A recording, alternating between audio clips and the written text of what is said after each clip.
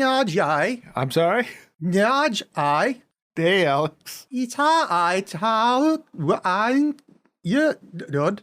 What's that? Tenet.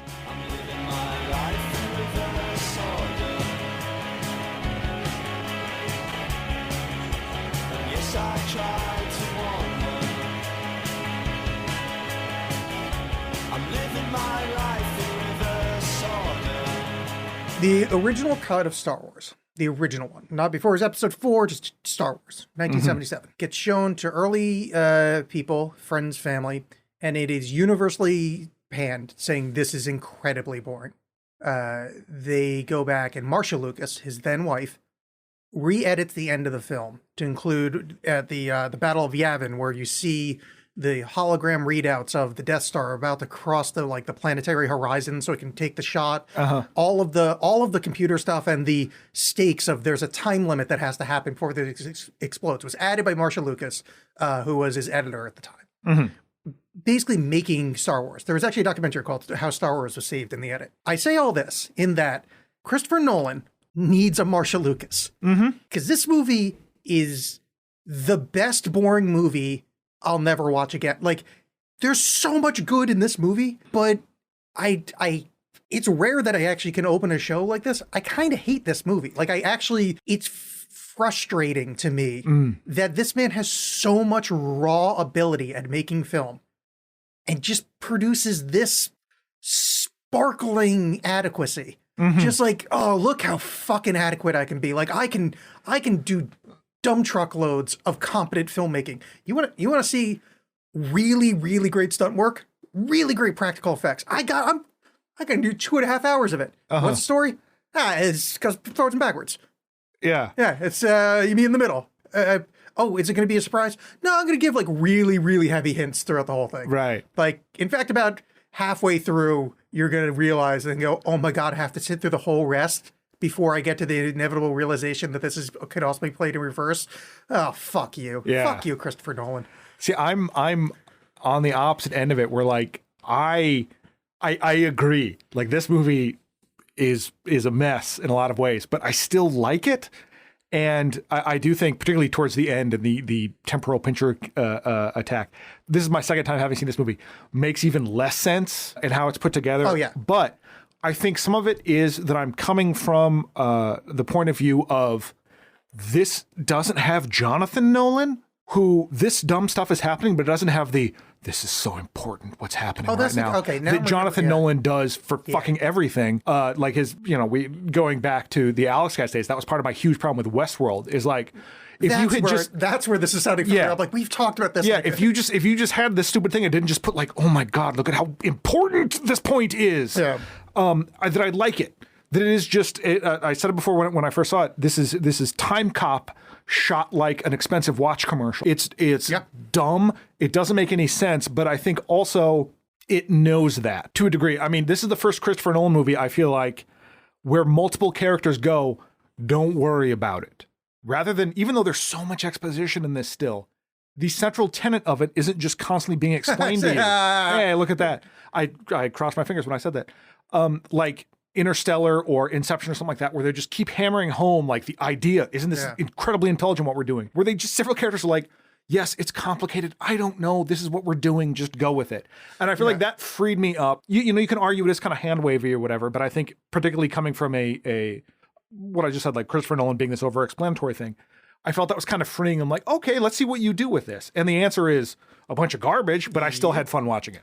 I enjoyed a lot of sections. It was a well-rounded movie. I don't know anything about Christopher Nolan, so much to the point that I forgot his name earlier.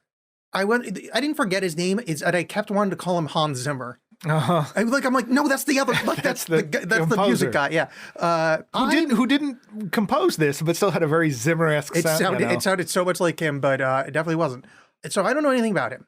But I'm positing that he is either currently or studied a lot about Freemasonry. There's a shitload of Freemason references in this. And I'm going, so the idea of like walking up and doing a hand sign and saying like, the widow's son. Yeah. I didn't want to say it because technically I'm a Mason. And I'm like, oh, I don't know if I'm allowed to say this part. I knew all this before I was a Mason, but now I'm like, oh shit, thank you for saying that. But that's exactly what I mean. Like, yeah. And the kind of call signs, there was just a little bit of like, I bet you he's either went on a bend and just read about it a bunch, or he's just like a freaky Freemason. I just like the idea of going on a Mason bender. Like, what'd you do this weekend? I'm in trouble, man. I drank so much tequila and got into so much trouble. What'd you do? I started driving tiny cars and wearing fezzes. Yeah, well, those are Shriners. Doesn't matter. Same thing. Yeah. I think this is my first Robert Pattinson that I went, oh, I get why he's a star. Oh, really? I think he's delightful in this. Yes. He reminds me of Lawrence of Arabia. What's that guy's Peter name? O'Toole? Is that Peter O'Toole? That was what I was going to say, but I'm like, there's no fucking way I'm right. That's not a real human name. Yeah. He's got that kind of effortlessness, but also he kind of's got like danger and like, I kind of want to fuck him. Sure. Like, I mean, I don't even mean that in like a funny way. Like, I think he's awakening something in me. Yeah. Because he is. Like, he's one of the few like stars that exist now that I'm excited that he's in something. Yeah.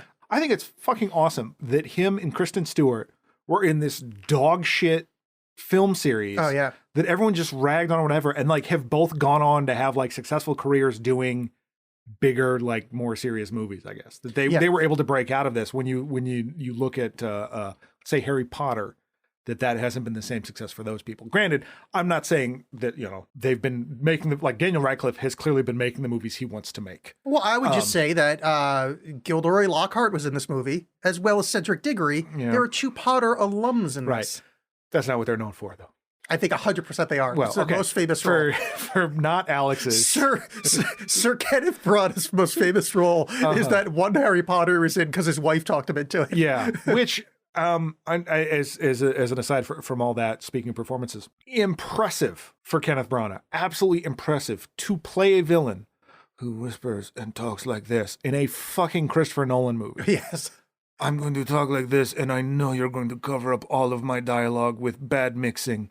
Which there's a very interesting article that just came out on slashfilm.com. Someone did an article about how it's fucking hard to hear dialogue these days. Yeah. And here's some of the reasons why that's happening. Going into like the technicality of mixing performance styles, and just that audio people on set generally don't get respect, which from my own experience is absolutely true. But Christopher Nolan, I feel like at this point wears it as a badge of honor. Like I sent the joke to you that inaudible dialogue to him is feat to Quentin Tarantino.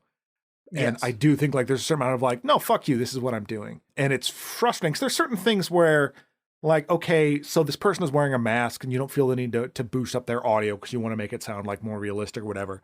But just in general, people are hard to understand. Yeah.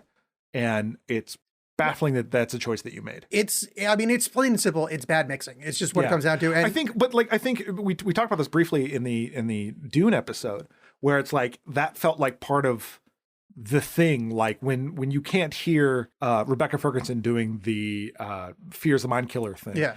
It felt just more like the mood was getting across. The idea of what she was doing was getting across. If you didn't know, like, oh, it's that litany, it was getting across. But this is just like, I'd rather you not even hear my script. I'm not that confident in it. Well, I mean, I think that might be part of it. Not that he's not confident in it, but I don't think he cares about dialogue or script. He just wants to make big set piece practical effects movies, which is wild for the amount of time you spend with exposition in his movies. But I fully agree. Like he would rather you just not care. It's frustrating because I obviously I've been doing podcasting, which is a form of audio for 11 years now, going on 12 years now. So I know how to mix stuff. I'm not saying I'm good at it, right? But listening to that, it's like, no, you just didn't want. That's just, there's 1-to-1. It's you didn't want the audience or don't care if the audience understands you. And that I find that 1, insulting, but 2, more importantly, for this movie, didn't bother me nearly as much as other ones because this movie was so fucking obvious on every step that I didn't really need to hear dialogue. It was just, I mean, this movie is like a the lead character is called protagonist. Right. And I get your poncy ass. I get what you're doing there, but also, no, you just named your lead character protagonist. And that is evidential of your writing process. But that you just don't care. Because you care so much about him as a person. Yeah. I mean, like even in, what's that sci-fi book? Snow Crash. The main character's name is Hero Protagonist. Yeah. But even that's like kind of a, ha ha ha thing. This is like, no, his name is he's the protagonist. Yeah. And like, even when he says it, it's, when I found out, because I didn't realize that till after the fact, I was seeing his name in the credits, that was it. I was like, oh man, that's so stupid. Yeah. I was watching with the closed captioning on. Yeah, that will tell you. And it says protagonist. And I'm like, oh, I guess you find out his name later. And then as the movie goes on, I'm like, oh no, he's actually just a protagonist. And then at some point he says protagonist about like halfway, 3/4 of the way through the movie. Like, oh, this is really yeah. What a disappointment. Because here's the thing, like Interstellar, you didn't like it as much as I did, or at all. Or at all, yeah. But I felt like that at least was making a statement, and it might be a stupid statement, but at least it was trying, and at least it tried to be sciencey. This was just, redshift, like about redshift and blue shift, like in so when light moves very quickly, moving away or towards you, it's either red or blue shifted. It's a physics thing. Astronomers have to deal with it, and they go, fast stuff, that's time travel. Oh, it's red and blue. That's gonna be our themes. Yeah. And it's just this hand wavy bullshit. So at least I don't know. I think I respected Interstellar more because they at least tried to make it hard science. And maybe it failed, but the amount of fucking driving I had to sit through, at least have your plot have a whiff of sense. Not sense. Of verisimilitude. Sure. See, and I would approach it. I think that's perfectly valid. I just approached it from a different way, where it's like, I like that he did something more. I'm not trying to make a point. I'm just trying to make a fun action movie. I'd be fine with that, but fun action movies aren't 9 hours or whatever the fuck this thing was. This is absolutely bloated. I mean, I honestly think it does move along pretty good, and I do enjoy the set pieces.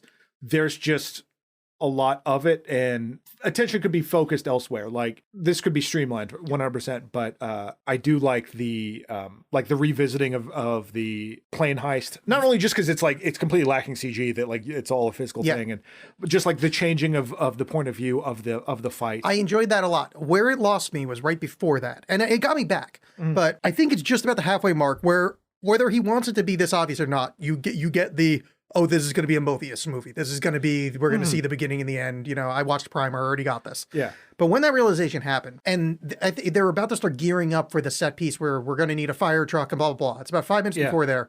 I was like, this movie has lost all momentum, because unless he pulls like a rabbit out, I know exactly how this thing ends. Not exactly, but I mean, I know it's going to do the old switcheroo. It was already established when Pattinson turns that corner and sees somebody in the after they smash the plane. You're like, okay, so you either saw himself or protagonist. That's super obvious because it's a time travel movie, and you've already established there could be two of yourself there. Right. And then we get, and you're like, oh no. And I look at the thing, and there's an hour and a half left. This movie has lost me. And then I like the set pieces, and it kind of got me back. Yeah. But like the plot, and I'm putting that in heavy quotations in the movie, is already, you've already spent it, and I've got an hour and a half left. Now let's do an experiment wherein you've got a half an hour left, and it's just a big ass action sequence. Fuck yeah, I'm there, because this is a dumb action movie, but it wants to be a 2.5 hour epic I'm a serious movie. Well, see, and that's where I disagree. I don't think it is a big I'm serious movie. Then why is it 2.5 hours? Most Marvel movies are 2.5 hours. Ugh. Like, I agree that it's perhaps too long, but I feel like going back to the Jonathan Nolan thing, I feel like all the reveals in there are just like, huh, all right. Like the way that, like in some comic book things where it's like, it's just, oh yeah, it turns out you've been after this all along. Oh, okay. Well, I wonder what that's going to look like. Moving on, not the end of Interstellar where like, it was me all along, the things that didn't make sense. And I feel like you can get away with that a little bit more because it doesn't have that fake weight to it. I'm fine with, see, here's the thing. I want one of two things. I either want fake weight, and then you can be 2.5 hours, or I want action movie, and then you can't be 2.5 hours. The combination thereof really didn't work for me. I mean, that's the thing though. They're all 2.5 hours now. This one doesn't have 2.5 hours of content in it. I agree. Like you could have cut down some stuff and readily trimmed. Half an hour on. But on even just shots that take too long. Like we watched her laboriously take the railing metal ropes down. That was, I don't know, 35 seconds. But the point is, I didn't need to see that. You don't need to have, they established the floor being slippery 3 full fucking times before it vaguely sort of comes up and maybe has, but the fact is, just cutting all that bullshit, the movie's now 2:15. Yeah. Which I it didn't occur to me the first time I saw it that how evil and maniacal Kenneth Branagh is the whole time while wearing slides, while wearing fucking Adidas flip-flops or whatever. I have no idea what slides are. Okay, but just like, oh man, I hate you even more now, bad guy. Yeah. I do have to say though, as much as he is a Harry Potter alum, I didn't recognize that as Kenneth Branagh. Oh yeah? I didn't put it I mean, not that he's like hidden in the character. He's just, I haven't seen him in a while. He's looking a little older than last I saw him, and definitely a lot more tanned and Russian. And I didn't really put it together until I was looking at the cast list afterwards. I'm like, who the fuck was Kenneth? Oh shit! Yeah. One thing I love, speaking of the casting of this movie, is Elizabeth. Not sure I'm saying her name right. Debicki. That plays the only person with any kind of character in this movie, Kat, is insanely tall. That I would always joke because she's in Widows as well. That like, you can open the front door from the back seat, and she literally does that in this movie, or attempts to. And I may have talked about this before on the show, but I like how the movie doesn't try to hide that. Like they put her in heels, goddammit. Then like because I always think of in Free Jack, there's like it's Rene Russo and Emilio Estevez. Emilio Estevez is a small man. You'd see from a side shot, she was a little bit taller, and then they turned to talk to each other, and they were at like eye level. Oh yeah, totally. Yeah, never. Like it's not even like, well, we need to make our hero look more powerful, so we got to put them at eye level. No, she was always towering over protagonist, whatever. And I love that. I just love how they just went with it. When she was hired, it's in the trivia on this that it was pointed out when she was hired that she's 6'3", and he's like, no, I'm going for it, and put her in heels. They said they put her in like dresses with like long slits in it to like accentuate legs. To just, that's a fun, fun little bit of casting. Because I will admit to being when I saw her in Widows, she's guess what? It's extremely tall in that as well. No. And like to the point that it was distracting. There were scenes where I'm just like, she's so tall. Oh my God. And she's not like actress tall. She's like legit. I think she's 6'3". She's 6'3", yeah. But like, there's no 6-foot actress. Like most actors, tall actors are 5'10", 6 foot. Like, like actors are wee tiny people. Yeah. No, a female actor, 6'3" that's fucking bananas. I liked her in this a lot. I thought she put out a great amount of like pathos. Like I thought she was very good. She's the only person with emotion in it. Except for, I'm the only one that ever hears this shit. But no, to be fair, I did have someone point out that I was right on, I forget what the other episode was. But her accent breaks quite a few times. Where I thought she sounded Irish, turns out she's Australian. But like I heard like this vowel-y thing going on, like what the fuck is going? But yeah, she's got a weird accent. Oh, you know what? It was Jim Gordon in another Nolan. The Gary Oldman. Which I forget who the hell it was, but somebody messaged me years ago after that episode came out of you kind of ruined the movie for me. Now I can only hear his bad accent. But yeah, no, I thought she was really good, played it well. I can't stress enough, immaculate teeth in this movie. I mean, for the amount of English people, it's remarkable. That is impressive. Yeah, it's the performances generally are good. Like I don't love John David Washington. I like this is a character that has like nothing to him. Yeah, like he's just there, and I think he brought a certain amount of charm to him. But at the same time, I always find him kind of flat. Like even in Black Klansman, like there's like it's above normal, but it's not enough to be like full on charming. No. And I think that works in this role actually because essentially he's James Bond. I was gonna say like when you're this particularly at the beginning like this the CIA or whatever it is he is where it's like what's the thing from Ocean's 11 where it's like be memorable but don't be remembered or whatever when they're giving Matt Damon the spiel of like how to I've only seen the original. But it's just that where it's like he's just like charming enough to not like stand out but. Yeah. I don't know. I feel like because of how like really the character is, I'm not sure who could have like really sold it any more than he did. But it's still like I felt it was a little bit lacking. Yeah, I think you need somebody with a little bit more natural charisma. He's a good-looking man. I think athletic as fuck. Like I think he pulls off the. You know who would have been great? Chris Pratt, because he's not in fucking everything. And... no, I think Chris Pratt would have been a great Neil. I think he's I think he would. Well, in that I would love to have seen him get shot in the head. Yes, this is true. In the movies, not in real life. Yeah. I forgot he got shot in the head, to be honest with you. I mean, like you see his body. I guess you don't, or do you see him get shot? Yeah. You see it, well, because you see... I remember the little backpack giveaway. Well, yeah, and that was, you talk about seeing like, oh, this is going to Mobius strip on itself. That was immediate from the get-go when you see the little red string on his back. I'm like, oh, well, this is going to come back. Oh, yeah. But, at the end, with the, I don't know if we're going to jump all there already, but yeah, he gets shot in the head, and when they like depart at the end, there's this understanding like, yeah, I'm going to go die, which is strange because like, why don't you just not do that? Why don't you just, instead of getting in between the bullet and the gun and him, why don't you just push the guy? Well, because it already happened. We can't open this up because I can't explain it enough for you. You're a big fat dummy. You don't understand time travel. No, but the movie also goes no. Yeah. Well, but I mean that's Pattinson's thing, and I actually find that quite frustrating because you're right. It's at least give it a try. Yeah. I mean, it's better than dying. But which is strange because they kind of do, but they don't. Because that was something I was struggling with. When they go back and like she actually kills Sater at the end, I'm like, wait a minute. So he's been dead this whole time, but like, no, because that's him who's gone forward and then back and come back. Yeah. There's not like multiple people happening. It's all one person. Yeah. They're just at different points in their journey. It's, and I know you hate the show, but it's, Doctor Who helps a lot with that, where you can kind of like understand the whole like, oh no, it's future past, but past for me, future for you kind of thing. Because it's, that show is, not great. It's timey-wimey. So it doesn't. Yeah. Well, to be fair, that episode was fucking excellent. Okay. You didn't watch it, did you? No. You just decided to hate something because you heard about it on the internet? No, I saw a few episodes and I went, this is... Well, few of the timey-wimey one is from... Was it the Crying Angels one? Weeping Angels. Okay, no, I actually like that episode. Yeah, I know. Yeah. That's a really good episode. That's why I brought it up, but you immediately went, no, that's a thing I know from the internet, therefore I'm going to hate it. No, I still hate that explanation, but the episode is fine. But no, I mean, they had a limited time on that DVD/VHS that they sent back from the 1960s, moving forward slowly, and then having the conversation. It was a beautiful thing.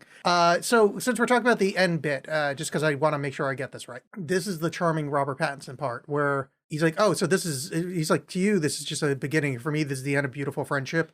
And he's like, yeah, we had some times. Yeah. There's so much weight and beauty in him, like saying like I forget what the actual quote is, but like we got up to some stuff. Yeah, we got up to some stuff. I was like, oh, Robert Pattinson's so good. Yeah. Oh, I want a 40-year friendship with him. Yeah. I would totally watch a sequel to this. That's like, even if it's not just, the time looping thing, if it's just the further adventures of these two jackasses doing other things, I would absolutely watch it. If I could just punch that up a tiny little bit, is we don't need protagonists. We just have Robert Pattinson having adventures because he's effortlessly charismatic, and we could just cast him against somebody else that's good, and then just that's it. That would be the whole fun. Thing. Yeah, I mean that's what's kind of frustrating is so you have this movie that already the plot is somewhat, the concepts of it are somewhat obtuse, and you have all these characters that are not being forthright with one another about what they know and where they're at or whatever.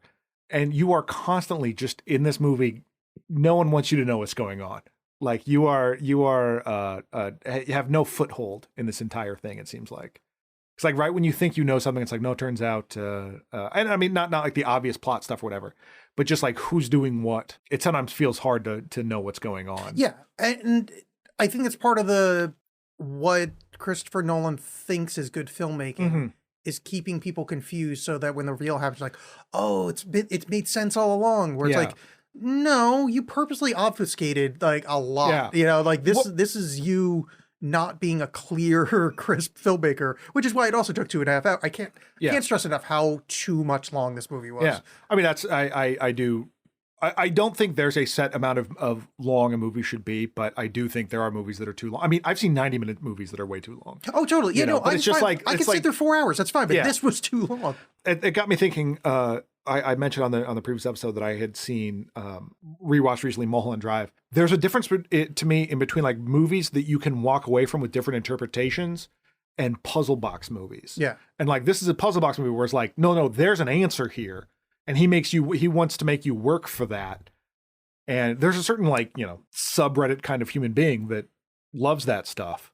And I think it's kind of interesting, but I feel like he leans on that a little bit too much here. And I think it's fine. It's a certain kind of movie, but you should give people more than just making a fancy watch out of it. Yeah. It reminds me of Lost, where it's just, hey, let's just build up a bunch of puzzles. We'll veil it in like pseudo mysticism or like in this case, pseudoscience, and then just let the dummies think it's smart because I didn't give all the information at it. Yeah. The Damon Lindelof special, he brought that to Watchmen as well, I think. Let's talk about the name of this movie, Tenet. And off the top of my head, it's presumably originated from the Sator Square. It's a word square containing 5 Latin palindromes. It dates back to the ruins of Pompeii, of course. You have that all tattooed on the top of your head. 79 AD, I think in August. That part I actually knew. So anyway, it's one of those word square things, and it's got Tenet, Arepo, Opera, Rotas, and Sator. Which is all things that all of those appear in the film. Yes. However, and the reason I bring up this very boring thing, well, I mean, actually, it is somewhat interesting, but the reason I bring it up is because the first time I read it as Rotor, like that shitty, mysterious thing. Yes, that mysterious such thing. Yeah. And this entire movie has been slightly altered, in my opinion, because Rotor keeps showing up. Oh, that would have been awesome. Yeah. But, the kind of square thing is interesting, but that's also a kind of weird Masonic kind of idea, too, of kind of word squares that are big into that well, I didn't put it together till this time around, how also the temporal pinch attack at the end is 10 minutes from either side. So 10 and 10. And that's the reverse, so TENET. Oh, and they're getting caught in a net. And they're getting caught in a net of tens. Yeah. But also, like, that also explains, because this time around, watching it, and not just sort of knowing kind of what was happening, there's not a better place you can do this than an opera. Like, that whole opening action scene felt very stupid.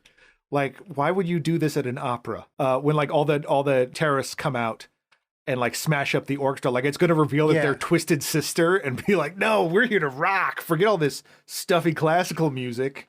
That scene works, and I know you're not a big fan of Marvel movies, but like there's a Loki goes to the opera scene, and the entire point of it is that the villain went to the opera to draw attention to himself. I think they call him like a full tilt diva.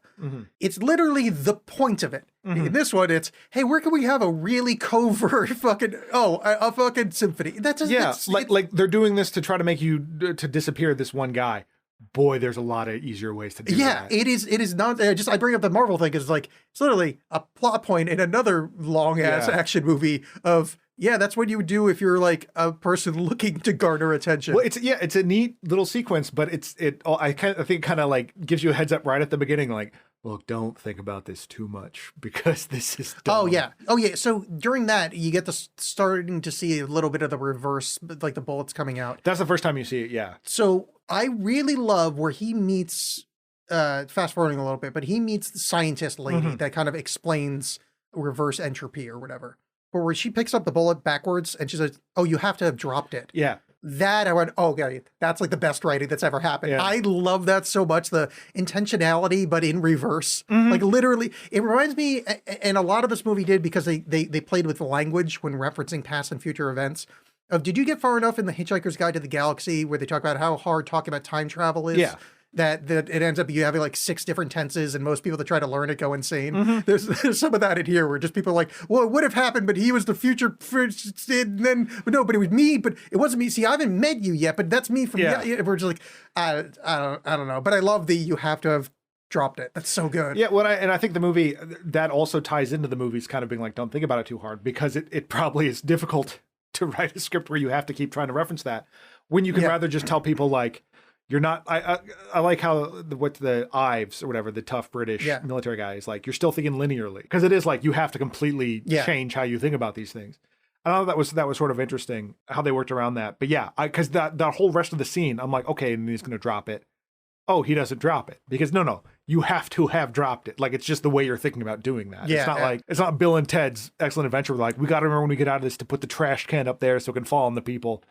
No, it's more just the intentionality of it. Yes, I think so. I'm sorry. Now I'm starting to think about it too much, and like this movie really does fall apart the second there's any kind of scrutiny on the. Yeah, because I mean, like they even bring up like, no, it's a paradox. There's no answer when they. No, but I just okay. Stuff, so like, all right. So I get the time travel. Let me just run this just for the audience and you have to have dropped it means that you have to think and your thoughts go back in time, which isn't the way time travel works in this. So you have to have dropped it would mean that the intentionality of you having dropped it already. But that would mean that you would have to place your thoughts back in time to an issuance of you to your current self in entropy backwards. Time's arrow reversed. Your brain can't go that way. unless you go through the little the turnstile. But I don't think your brain necessarily functions in that way. No, but that's what I mean. But how could your intentionality of you have to have had dropped it? Well, it's like me going like, oh, I've dropped this. And then like all of a sudden I'm able to pick it up again. But that doesn't actually explain anything. No, I'm not saying it does. Yeah, no, I think I just kind of glossed over because it's such a good line that it actually doesn't make any sense unless your brain can go against entropy. But I think it does what it needs to do, which is just like, oh, you can't think of things in the regular way. Yeah, perfect. Do that in an hour 53. Yeah. I'm so annoyed at the fucking length of this movie. I can't believe how long this fucking movie is. Yeah. But I really like how they dropped it. More Robert Pattinson praise. I think it's bungeeable. I enjoy, so ridiculous. And I enjoy love it. Which is again like ties into the whole thing of this. Like we're gonna reverse bungee jump. Okay, rather than the whole reversal thing, but just how absurd that is, and that's even a concept that someone comes up with. You know what we should do is reverse bungee jump up this building. Great. It looks really good. Yeah, it's very cool. I'm getting to my notes here, and there's so the entire Goya subplot is so fat. Yes. And essentially useless. It has a use. Yeah. But I think a movie could be more eloquently written that didn't need this overly contrived thing that essentially goes nowhere. Because I do like that it explains that it's not just my son. I have to be here for my son. There's also a more selfish aspect to her staying with Sador, in that like he's got this fake Goya thing on her that might like ruin her reputation or put her in jail or whatever. Yeah. But like the fact that it also goes that protagonist trying to save that. Although I love that action sequence of trying to the little heist. And the actor who plays his connection that crashes the plane. I like him. Yeah, I guess he was in that Yesterday movie that like, what if the Beatles didn't exist? But I haven't seen. I hope he's in more stuff because just that little bit he was in this movie, I loved him. I've seen him in something else and I don't remember what it was, but I know him as an actor, but he's really good. But I just more mean, all right, so instead of that, you could have He's Got Blackmail on Me. And I just cut 17 minutes of the movie out that you can still have that action sequence because they need to go to the Freeport anyway. You could just say He's Got Blackmail on Me. It's in the thing. Like, you don't need to set up a Jean Valjean or that didn't make any sense. I was trying to think of the guy that did that. A Repo? A Repo, yeah. You didn't need to set up a Repo. I don't need to know about a Repo. I don't need to know whether or not she was boning him. I don't need to see a Goya. Beans don't need to be involved at all. Well, someone needs to spill them. I finally get this movie. No, this is my favorite movie ever. Ties into The Lighthouse. Yeah. I will say. Lighthouse! Yeah. Oh, because Robert Pattinson's in this. And he's in a wind farm in this one though. Yeah. Which is a future lighthouse. But that's not Robert Pattinson, the Washington. No, but that's right. Yeah, but he does masturbate in that one scene. I do like in that scene where Washington, the protagonist, has the dinner with her and he's playing all this. The fight scene that follows, the cheese grater. Oh yeah, I've got cheese grater face right there. They do that to like just enough. Yeah. That he's finding with the cheese grater and like just hitting him with it, not in just like, but like scraping and whatever. They don't really focus on it, but it's just enough to make you go, oh god. The one scrape was perfect because he's got his hand, he shoves the guy's face into the countertop. Yeah. And then stops his head on a hard object, but this cheese grater keeps going forward. Oof. Yeah, that was a nice bit of scene. Like, movie still has me at that point. They've got a plane full of gold, and I'm just looking for Darius Grouch III to show up. Not everything can be money plane. Was that on the real feed or is that on Patreon? I think that was a Patreon episode. Yeah, if you want to hear us talk about the Kelsey Grammer and the Lawrence brothers featuring Edge from the WWF, please sign up to the Patreon. It's a Money Plane. Money Plane. It is. I know that you've all watched Money Plane and are desperate to know the truths about it. You should listen to the Patreon. Oh God, fuck it. Anyway, we can't talk about Money Plane. Yeah, I know. Patreon.com/AlexBollen, ALEXXBOLLEN. There's links on the website, but you should sign up to Patreon. It's good. Oh, I forgot that we watched that. I forgot about it too until I saw Gold Plane in the notes, and I'm like, what the hell? There's a money plane? Money plane. I love the heist in this, the couple of sort of heists in this, that like all that was done just to distract from this other thing. But also that they go, okay, we need to do this thing. they did it. Like, you know what I mean? Like, they don't bother to explain like how we're going to get this and that or whatever. It's like, I know a guy. Yeah, we'll just get people on a plane and then blow it up and then drop the gold things. Oh, I need a fire truck and all this stuff. Yeah, no problem. We got this. Here's all these other guys that can help us, without ever really explaining who these people are, whatever. But it's more just that, like, no, I'm part of the super secret spy group and we can just do this. Which, for the purpose of this movie, I kind of am for, because it feels like a comic book. No, and it's just that, like, yeah, I'm James Bond. I can just know these people, and I'm going. You're setting up a world with super secret spy craft. Yeah, that's enough legwork for you to go. Yeah, I know a guy. Yeah, I'm fine. Just invent a world where, okay, you've now started a universe where this is fine. Cool. Yeah, I'm totally down with that. And also, it's something I've been finding out about myself, and we've talked about it a few times on the show. Competency porn. Mm-hmm. I love a thing where, like, just. I'm going to tell this handsome man to do this for me. And you're like, yeah, no problem. Easy. Oh, you need it on cash? Done. Yeah. Like, just, that's it. Even just like how it's done, where like, so when they're doing the car heist to try to get what they call plutonium 241, and ends up being part of the algorithm, which we can get into that a little bit. How much? Let's not. I love it. But, really? Yeah, wow. It's so stupid. But how they crash in this car that's carrying it, like they surround it with trucks, crash into it, and then kind of push it along. Yeah. And you're kind of like, okay, well, what's going on? But then when they cut to the security thing, I'm like, well, we lost the radio. Are they still moving? Yeah, then it's fine. That they didn't bother explaining that ahead of time. They just let it happen and then told you why. And I kind of liked that. I don't know. I thought that they just put the action forward. I did like that, except immediately a cop was on their tail anyway. Yeah. Thereby negating the entire need to go back to, because it wasn't like we were thinking, oh, are they going to check to see if that car stopped? No one would have that thought. Well, it was more the internal, because the internal security of whatever this thing. No, I got it. But like we never would have thought of that unless they showed that. Right. So they did show that. So why have a cop show up immediately afterwards?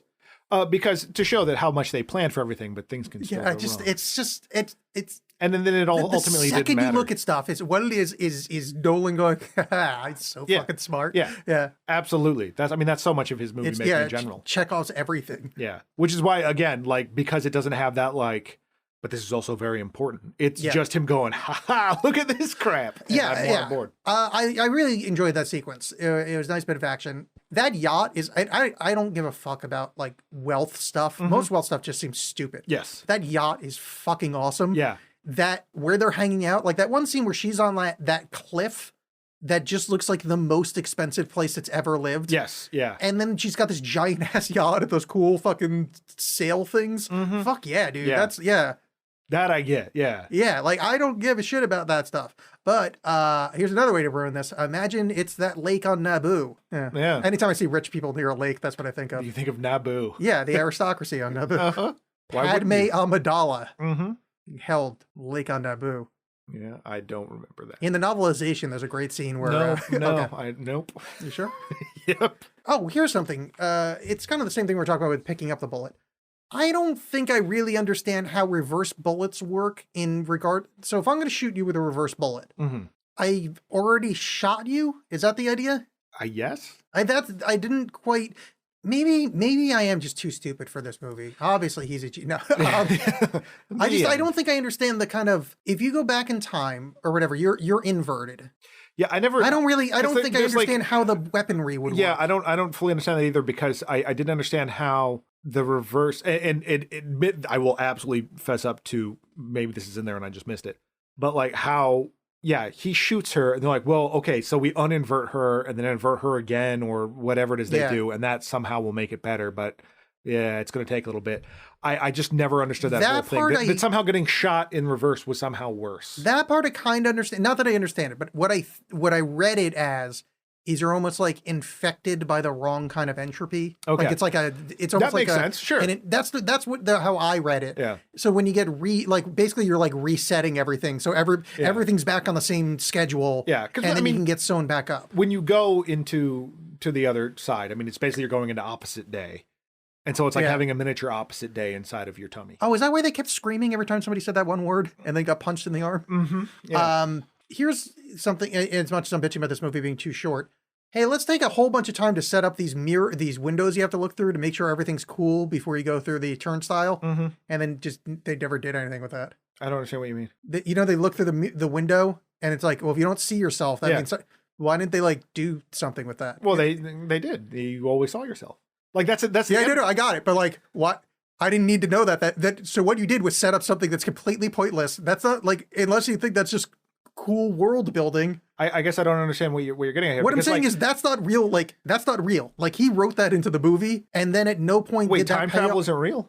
Well, time travel is real, actually. Oh, okay. Yeah, physicists, that's fine. What I mean is the window thing. He wrote the window thing into the movie saying, oh, if you don't see yourself, you can't go, because it's a self-negating thing. Like, at no point does someone go in and not pop out after not seeing themselves in the mirror. Well, it seemed like in the window. Well, yeah, but it seemed like at the end, like Robert Pattinson was like, I don't know what to do here, but then like he saw himself like backwards moving towards the turnstile. So he's like, oh, okay, I guess I got to do that. Yeah, no, I got it. I'm just saying, like, establishing the window thing and then not paying off what would happen if you don't see yourself. Yeah, I don't know why you would need to do that. What I'm saying is, why is it, like, all right, if you have a big button in a movie that says, touch this button and something explodes. Yeah. And then no one ever touches that button, that doesn't need to be in the movie then. So what looking through the window and saying if you see yourself, you've set up something and then didn't pay it off. All you did was going, oh, safety measures there. No, I completely disagree. What you're doing is setting up that when you see yourself over there, it works. I just think it was set up to be like, what you're going to do is you're going to see yourself come out the other side, and they just went, let's spice that up a bit. Yeah, I don't like it. Okay. No, sir, I don't like it. What do you think, Mr. Horse? Oh, here's a thing I do like, but it makes absolutely no sense, which I'm totally fine with. Yeah. You can't breathe reversed air. I like it's it. Opposite day. I like it because of, I think it was a DS9 episode where a couple of the crew gets shrunk in the runabouts or something. Right? Yeah. So they get shrunk in a runabout, but like they can't leave it because the air molecules are too big outside of their shrunk area to breathe.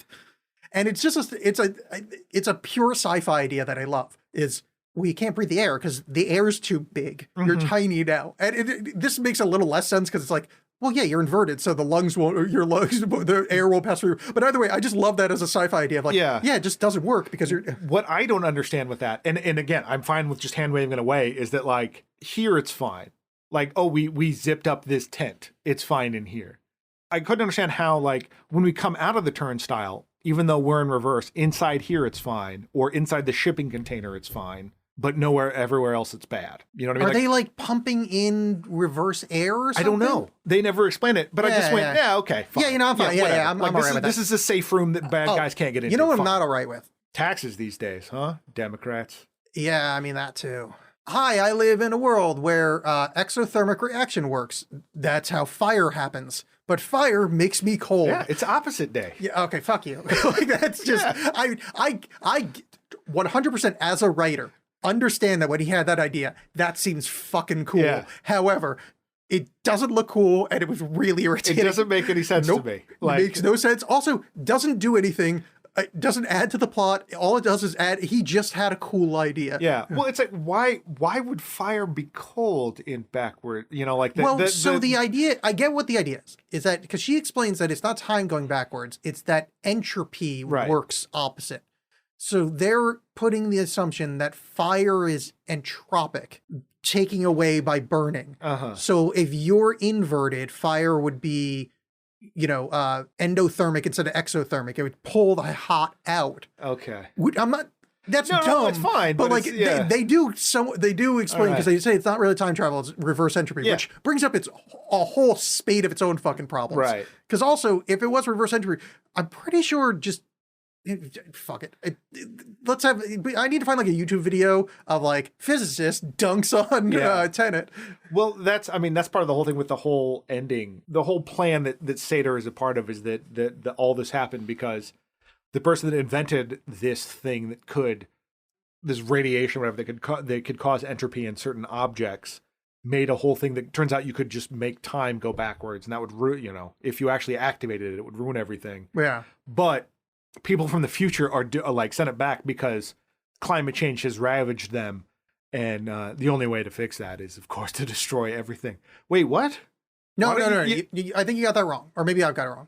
I thought she sent it back in time, the scientist that invented the algorithm, to 7 different spots that are incredibly hard to get to in order for it to never destroy the world. In the people that are funding Sator Oh, I got you. Oh, I'm sorry. it. I misunderstood your point. Okay. Yeah, Yeah, the people that are funny that are like to like find the stuff is that are like sending stuff. Gotcha. Back Oh, okay. Is like the only way rather than be like, hey, why don't you just not do that? Yeah.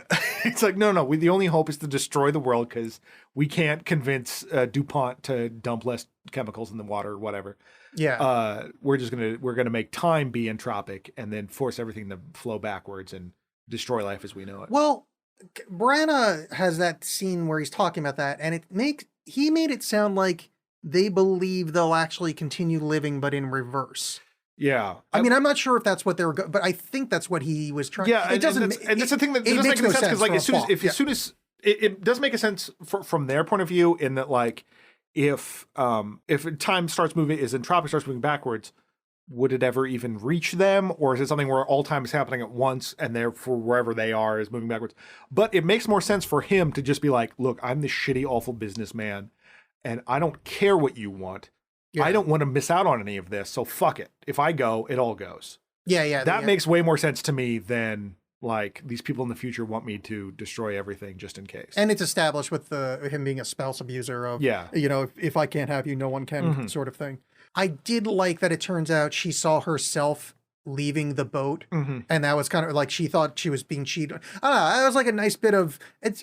A lot of time travel stuff is a little fucking bunky and stupid, and there's some in this, but like that one was like, oh, that's a good little bit of business. That's one that confuses me because she did that because it's just the confusion of how this works because him on the boat at that point is a different him than the him that was on the boat when they had the argument, if that makes any sense. Because the him on the boat that Kat is dealing with and shoots is the him that's gone through the rest of the movie and come back.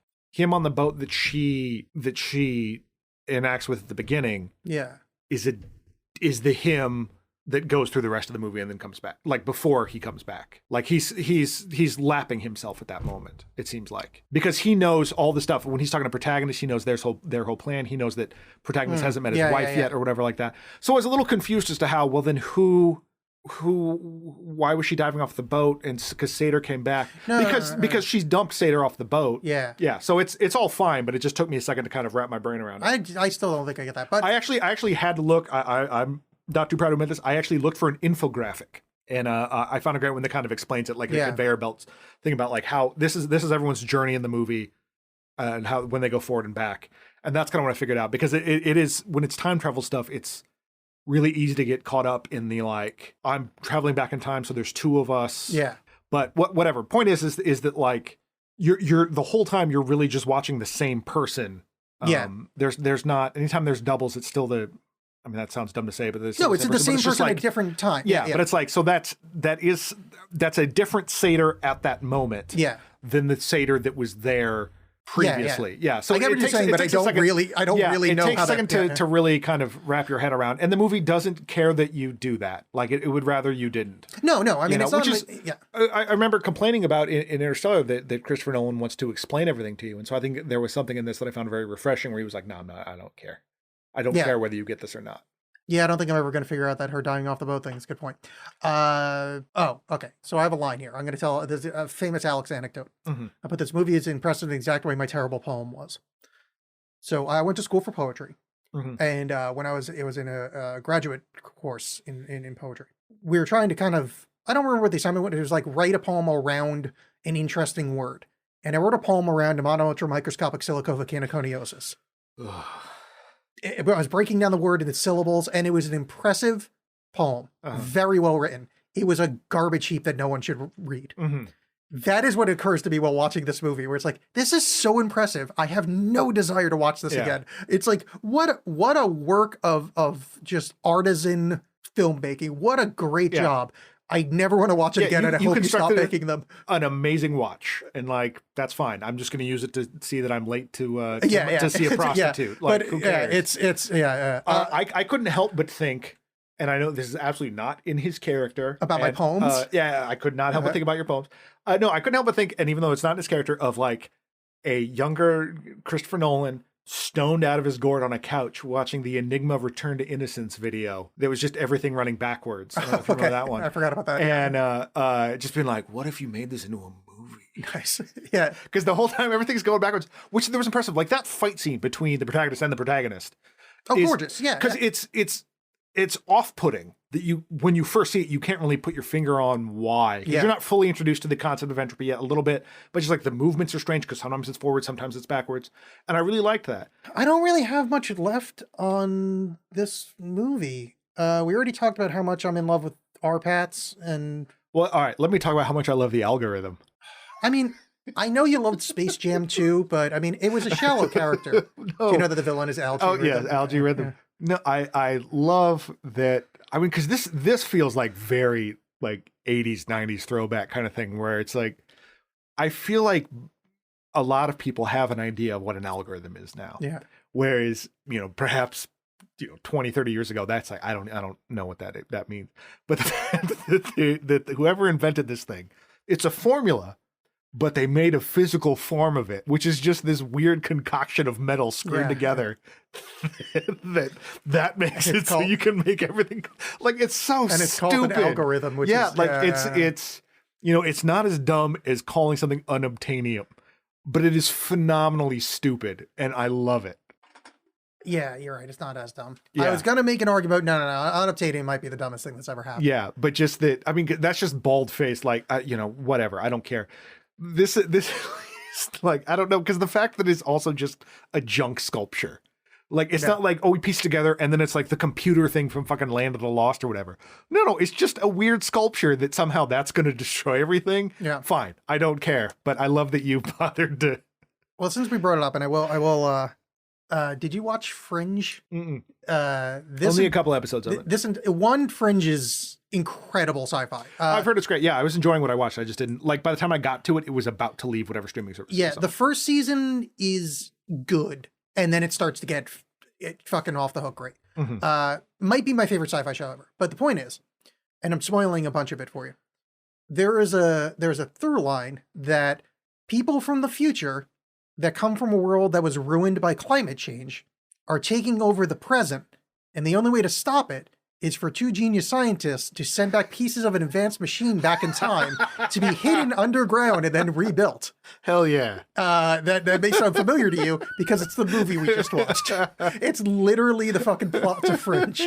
I'm being a little glib. It's the details are slightly off because I haven't watched it in quite a few years, but it's very, anybody that watched Fringe and didn't put that together right now we're going, oh shit. God damn it. Yeah. I mean, it's like real goddamn similar. Funny. The algorithm. Oh, fucking algorithm. Oh, the other thing I hate, and I don't blame Nolan for this because this is an old thing. I hate a dead man switch as a plot device. It just feels 70s, it just, or whatever. Like it's got a, it's like getting tied to a railroad track or whatever, just like it's been done. We're good. Like, let's just, I think particularly after Epstein's didn't kill off, I think it's or did it? Here on the first day of Ghislani's trial. How do you say her name? Ghislaine. Oh, wow. Or Ghislaine. I don't think I've ever heard it out loud. Ghislaine. Okay, so on the first day of her trial, I like to say Ghislaine, but like 3 major CEOs left their positions. The guy from Twitter, Jack, left. I think the guy from like Walmart, and then they're all might be showing up in a little trial soon. And they're I think the funniest thing to me about this whole thing is that Chris Tucker was on the flight log. Oh, was he? Yeah. Oh, like that Chris Tucker. That's super green. Yeah. One more thing I want to point out, because I think I forgot to say it.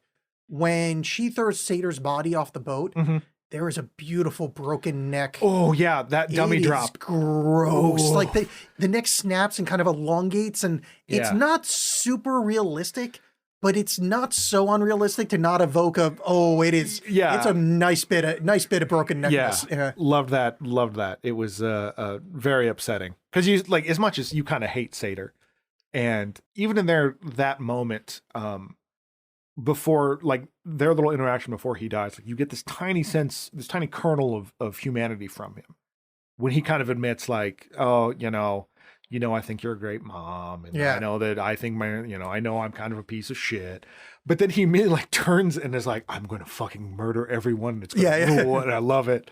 And I enjoyed that moment of like, oh, we're going to try to humanize him. Nope, guess what? He's still a cartoonish villain. Nope, turns out he's still Russian. Yeah, it's.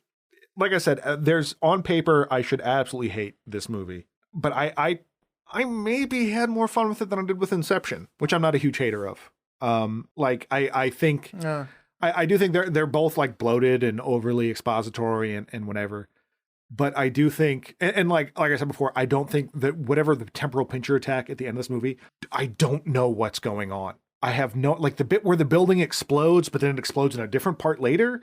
You know what I mean? Like they bring the building back up, and then I have a line somewhere around there that says I'm very confused. Yeah, right like now. I don't know, and I think that's absolutely a fault in like in the direction of editing, where it's like I understand you want to keep people, as I said before, you want to keep people like not on sure footing for this whole thing.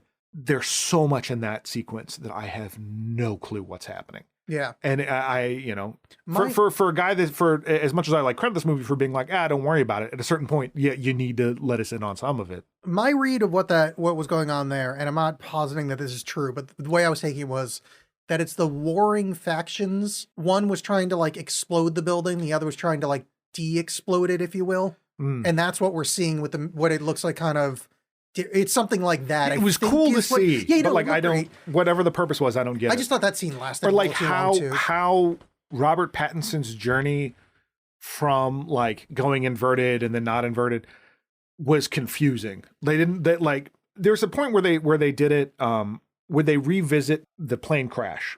The protagonist runs outside, and you see him like run outside, and then it immediately cuts to him going backwards. Yeah, and then you get to like, oh, that's Robert Pattinson's point of view, so he's moving forward or whatever. They did that same thing, but without ever having the shifting point of view in a way that I understood. Yeah. You know, because it's just like Robert Pattinson, well, he's going in that now he's over here and whatever. Like I couldn't figure out where people were at a certain time.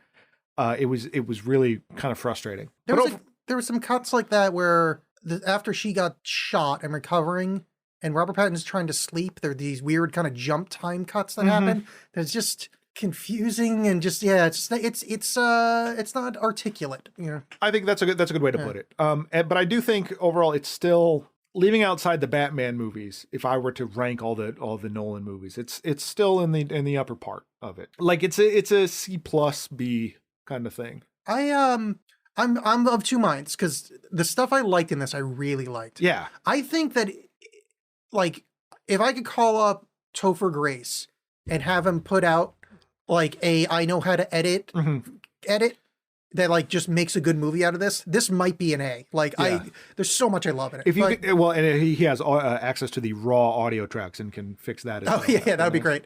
I'm recommending this to the audience to watch if they haven't watched it, but I would never recommend watching it twice. Like understand that, like John's point of view is the way you're going to enjoy it is kind of not looking for or explanation, not looking for any depth. And that's probably harsh wording, but I think we get where we're going. I will absolutely throw this on again, just to like have it on. But like, it's not, if anyone is blown away by how complex this movie is, they shouldn't be. Yeah. You know, it's like there was that hype about Inception, about like, oh, it's so mind bending, whatever. It's really not. It's pretty straightforward. I think this actually is slightly more complicated than that, only because it's told poorly. Correct on both fronts. Yeah. I still like Inception more than this. I like Interstellar more than this. What's the war movie? Dunkirk. I like Dunkirk more than this. Yeah, this is pretty low on the list. Like honestly, I'd rather watch the Batman movies over this, and I don't even like those very much.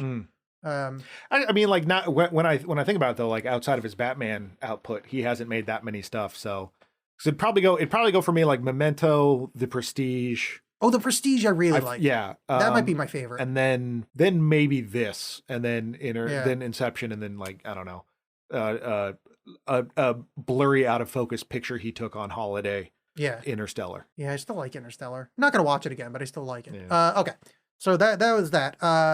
Let's talk about recommendations for what we've enjoyed recently. So I'm on a mission, and audience know I need you to respond to this because I've run out.